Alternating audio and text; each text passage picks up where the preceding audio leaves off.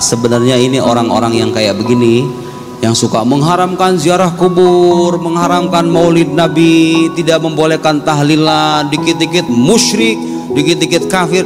Ini orang kayak begini sampai hari kiamat akan selalu ada.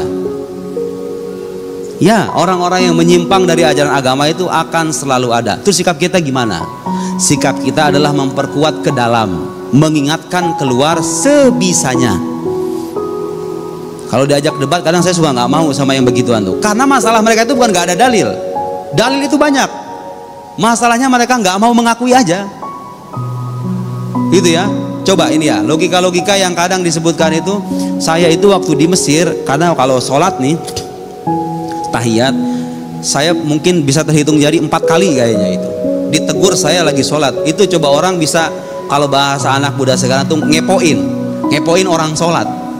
Bacaan tahiyat saya itu kan asyhadu alla ilaha illallah wa asyhadu anna sayyidana Muhammadan Rasulullah. Itu yang diajarkan sama guru-guru kami. Bahkan di Mesir, guru saya kalau azan nih, azannya itu ditambahkan sayyidana. Asyhadu alla ilaha illallah, asyhadu anna sayyidana Muhammadan Rasulullah. Di azan itu ditambahin. Boleh nggak? Boleh. Karena azan itu tidak punya kesucian seperti halnya Al-Qur'an. Bahkan justru penambahan sayyidana itu bentuk penghormatan kita kepada Nabi, supaya mukhalafah li ahlil bid'ah, supaya kita beda identitasnya dengan ahlul bid'ah.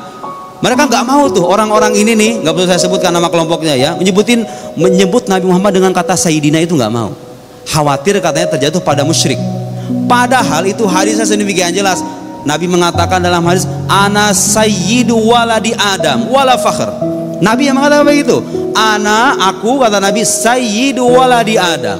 Aku adalah pemimpin, tuan gitu ya, imam dari anak cucu Adam.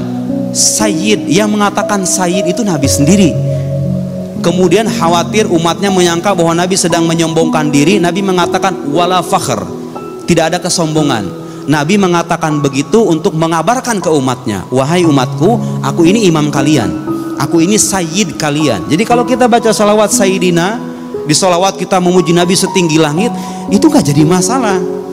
Tidak ada dalil keharamannya juga gitu loh Pak. Ada nggak dalil keharaman yang mengatakan kamu wahai orang tidak boleh memuji umat? Gak ada. Ada satu hadis yang mengatakan, sering dijadikan alasan sama mereka itu untuk mengharamkan maulid, puji-pujian. La tatruni kama atratin nasara Isa bin Maryam, kata Nabi dalam sebuah hadis.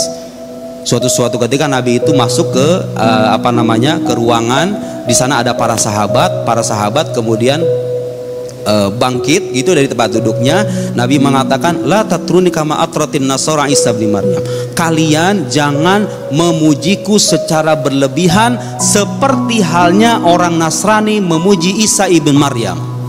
Mereka mengatakan ini hadis nih sebagai dalil bahwa kita nggak boleh ngadain maulid, ada puji-pujian begitu. Nah, dia lupa bahwa hadis ini itu maksudnya orang Kristen memuji Isa ibn Maryam atau Yesus dalam bahasa agama mereka sampai bagaimana Pak? Itu mempertuhan. Orang Kristen itu bukan cuma muji tapi mempertuhan. Jadi larangan Nabi itu jangan pertuhan aku, sebagaimana orang Kristen mempertuhan Isa ibn Maryam. Bukan larangan memuji secara mutlak, gitu ya. Yang dilarang itu memuji seperti halnya orang Kristen memuji Isa ibn Maryam. Itu yang dilarang. Dan faktanya apa? Ini satu umat kita ini, umat Nabi Muhammad ini adalah umat yang terjaga akidahnya dari kemusyrikan. Tidak ada. Bapak bisa cek. Saya belajar dulu jurusan akidah filsafat, mata kuliah namanya Al-Firaq Al-Islamiyah. Sekte-sekte Islam banyak sekali dalam sejarah itu. Tidak ada satupun sekte, satu saja, satu sekte yang mempertuhan Nabi Muhammad itu nggak ada. Dijaga akidah kita itu. Dan Nabi sendiri mengatakan, masyirku akhafu alaikum, kesyirikan itu nggak aku khawatirkan kepada kalian. Nabi itu nggak khawatir kita syirik. Seperti hanya orang-orang itu khawatir kita jatuh dalam syirik, ya kan? Nabi itu nggak khawatir.